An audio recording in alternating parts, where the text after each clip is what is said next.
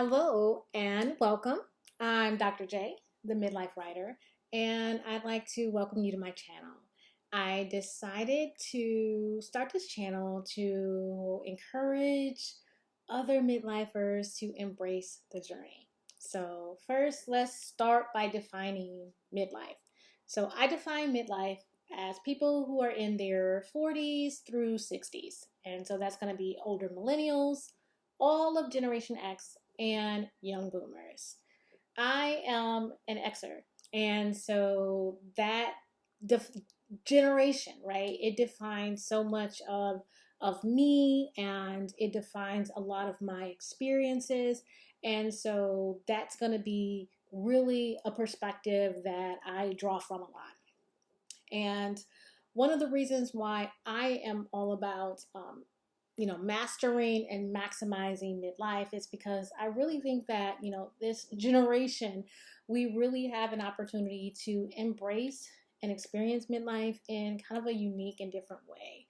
And first, I want to talk about okay, what does this really mean? And so I think about it in a perspective of what does it mean to be old, right? And so I know for me, for my maternal grandmother and grandfather, they were really what I would consider old my entire life, right? And even though my grandmother was in her 50s when I was born, she still was old to me. And part of the reason was that, every time I saw her, she was just kind of sitting in her same chair and doing the same thing and didn't really do things differently. And this is not at all a knock on my grandmother. My grandmother was amazing. She was witty, she was smart, she was funny, and she had accomplished some absolutely stunning things in her life. However, most of those accomplishments had taken place before I was born. And so by the time I had a relationship with my grandmother, she had sort of stagnated in her identity. And so I contrast that with my mother and my in laws. So I have three teenagers, and they are just now starting to see my mother as getting old or being a little older, and she's in her 80s. And my in laws for them are just kind of skimming the surface on, okay, maybe they're older, and they're in their 70s. And so it's like, this is absolutely amazing and encouraging, right? Like, my mother, even though she's had two knee replacements, she's still willing to get out there and explore. And she's, you know, making plans to come visit us. And I'll get on the come visit us in a minute. But it really inspires me that my mother and my in-laws are still willing to go out and explore, even though their bodies are getting a little bit older. They haven't let that really stagnate their opportunities to just be out there in the world. And I just want to say right now, this is not about ableism, and it's not about disability shaming, right? I know everyone's experience with disability and pain is going to be unique. And for some people, going out and exploring, it just isn't possible. And so the journey looks different for them, right? And it's not that they're old or anything like that. It's that their journey is different. It's just that I'm not the person who could or should be providing commentary on that type of journey, because that's not my story, and it's not the story of anyone who has given me permission, right, to talk about my experience observing their journey. And so I like to stay in my lane.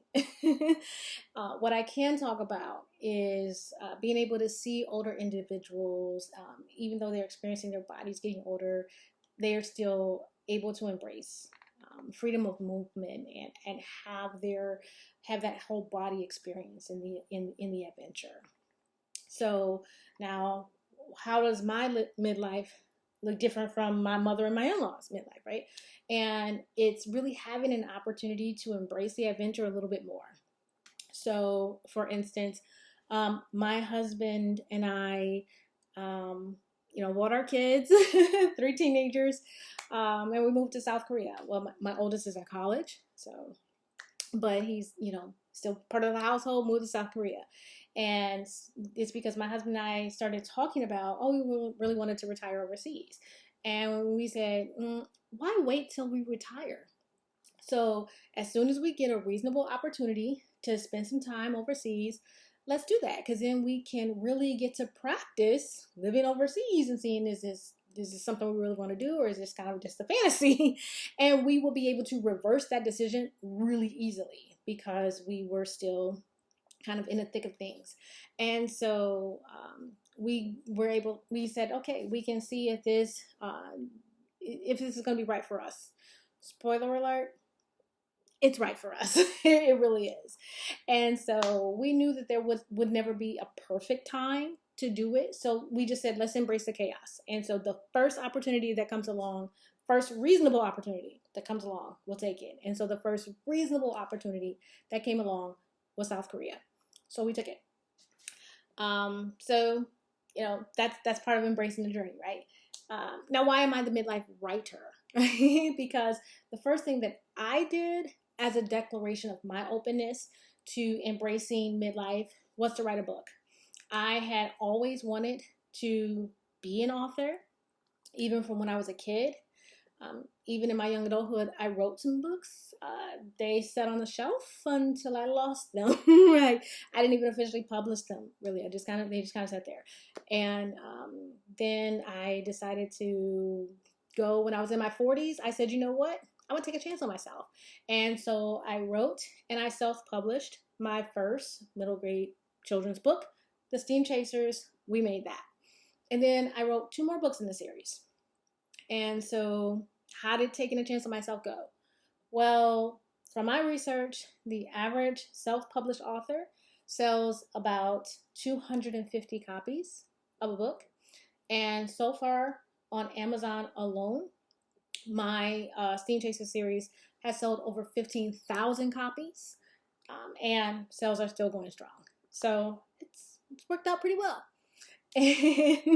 And self-publishing, it was particularly invigorating for me because I had to do more than just write. I had to learn how to edit and how to work with editors, how to get a cover, how do I get an ISBN number, how do I get a copyright. I learned advertising. I even got into some merchandising. And so it was this really great thing because I turned that kind of itch of a midlife crisis into a midlife opportunity.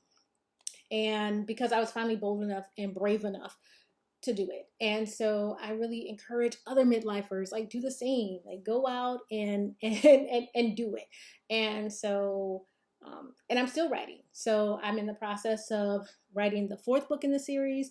And I'm also going to be starting a new, brand new series, and still in the middle grade genre, but I'm going to be dipping my toe into some fantasy and sci-fi and all that kind of stuff because it's time to be bold and brave, right?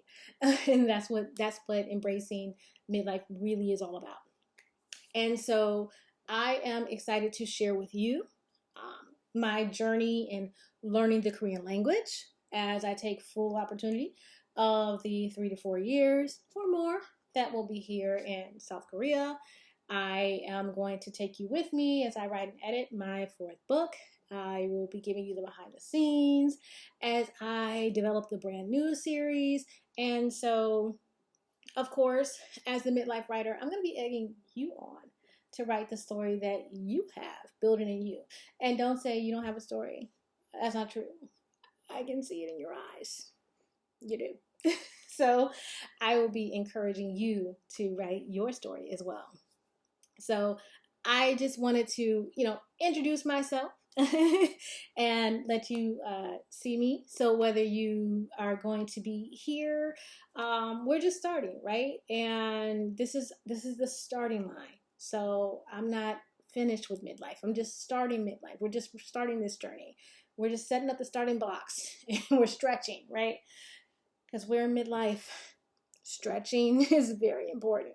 So we're just starting to stretch and get ready with this journey. So we're just beginning, and it's going to be great. So whether you're sticking around for the international travel pieces of this channel, we're going to be traveling all around the Pacific while we're here. Whether you are going to be here for the videos that I'm going to be doing about living abroad, particularly living in South Korea, or if you're thinking about some career exploration, I definitely think that this is the channel for you. We're going to have a good time. Welcome. I hope you will subscribe, like the video, and I will see you soon. So, bye for now.